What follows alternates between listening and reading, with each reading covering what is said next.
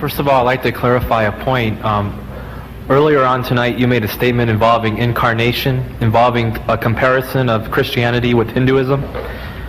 Well, to clarify a point, we do not believe that the purpose of Jesus Christ coming down in the form of man was for the simple reason of understanding man's problems, but instead to take on the sin of the world. And because of that, there is no real parallel between an incarnation of comparing Hinduism faith with the faith of Christianity. And second, the point that I'd really like to address, your entire issue tonight, is that it seemed to me that it was more not necessarily who is Christ and what is his purpose, but it was more like an attack upon men, Christian men, your men. I mean, I appreciate Muhammad and I appreciate all the great prophets, but it's God that is above all of us.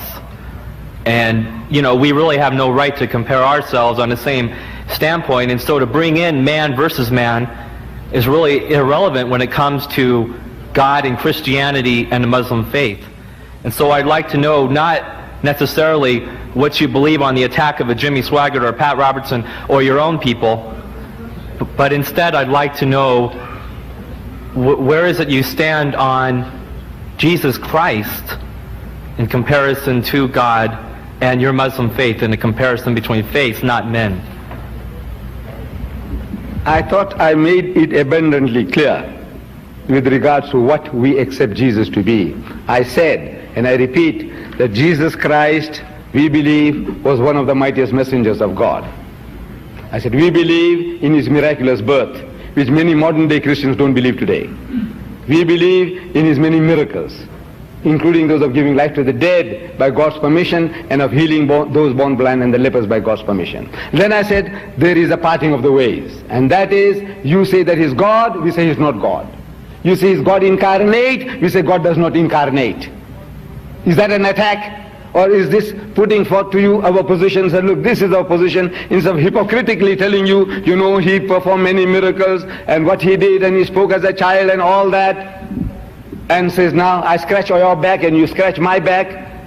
Was that what I was trying to do? I said, look, we accept all these things, we are going together, here is the parting of the ways. We say he's not God and he's not God incarnate, because God does not incarnate. And he's not the begotten Son of God, because begetting is an animal act. It belongs to the lower animal functions of sex, and we are not to attribute such a quality to God. Now this is the Muslim stand.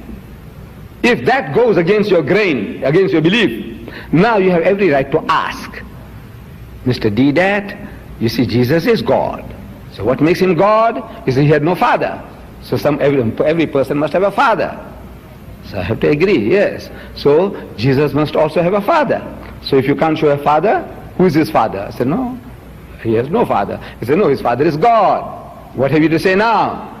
So he is the begotten Son of God. He's God's only Son. Talk like that. So what have you to say? We believe in the Holy Trinity, Father, Son and Holy Ghost. You know, this is what our book says now. Do you accept the Trinity? Talk like that. The first questioner, he did a beautiful job. He said, look now, we believe about Christ, resurrection. So I said, look, if there's no death, there's no resurrection. Talk like that. Look, this is the question. They said, now you want me to justify, even now, you want me to justify. I said, look, I'll show you from your own book that you read something and you misunderstand the thing that you're reading. Let's put it to the audience. Let I put it to you. But now I said, you're crying now like a woman, you know, bashful maiden. You said, now look, you attack. What attack? What did I say disparaging about Jesus?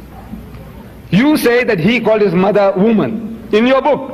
I said, my book says, he says, وَبَرَّمْ بِوَالِدَتِي. He says, made me kind to my mother. وَجَعَلَنِي جَبَّارًا شَقِيًّا. And he's not made me, وَلَمْ أَجْعَلْنِي جَبَّارًا شَقِيًّا. And not, you know, aggressive or abusing. Look, this is the Quran is defending Jesus. That he never did anything that you are attributing to him. That he called the learned men of Israel. He's the elders of his people. You generation of vipers, you whited sepulchres, you wicked and adulterous generation, you snakes, you fools. Look, this is your record. My book says, no, he never did anything like that. Is that an attack? If that is an attack, then brother, you know, I apologize. By God, you know, I'm ashamed of myself. If this is an attack, The Quran says that he didn't do that. He respected his mother. That's an attack. Is that an attack? That he didn't abuse the people. Is that an attack? No, you must tell me what is the attack? What is the attack? What did I say abusive about Jesus? I say he's one of the mightiest messengers of God. We love him, we respect him, we revere him. And we say follow him. Follow him. Because if you followed him, you'll be a Muslim. You're not following him. However, the opportunity to the questioners, please.